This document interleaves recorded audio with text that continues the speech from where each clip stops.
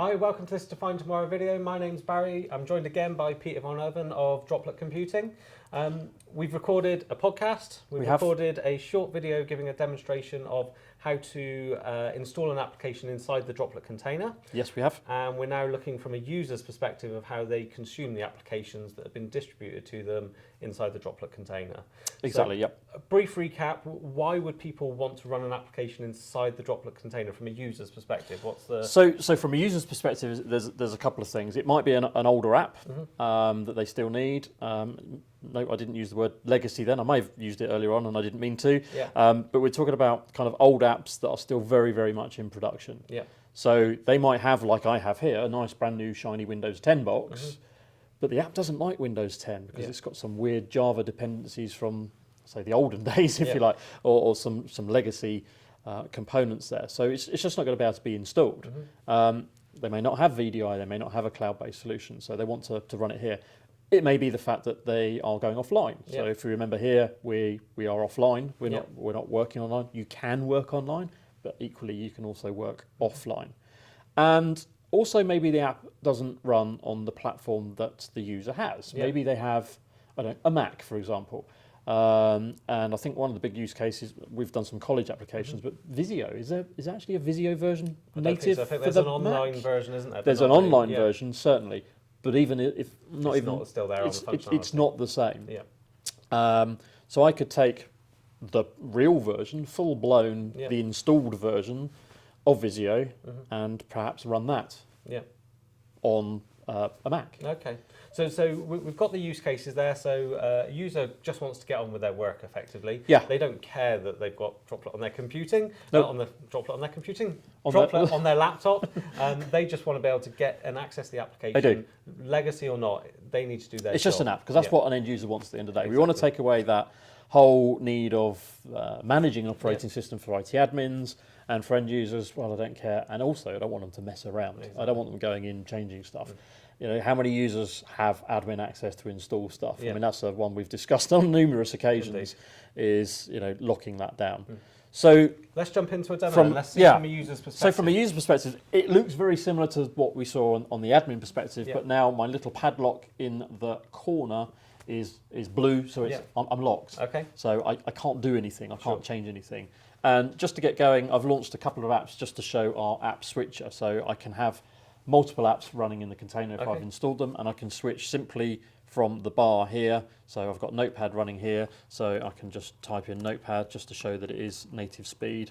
And if it does look slow, that's my typing, because I just can't spell. And then if I wanted to go to calculator, it's just a case of click calculator, and then, you know, use calculator. Do your favourite math. Do maths, yeah. Turn the calculator upside down and spell words out, but yeah. There you go. It's just calculator. So early we installed the first user application. So we installed Notepad++. Are we able to have a look at how we would launch that application as a user? We can. Before we do that, I would just literally, because one of the other questions, sorry to interrupt, is how do I save? Okay. Yeah. And it's as simple as you press the save button. Okay. Two ways of saving, as I think we mentioned in the podcast. I can save into the container. So it has a sudo my documents here. So I could call this, you know, test CW, that's going to save in my documents in the container. Container stateful, when I turn it off, turn it back on, that document will be there.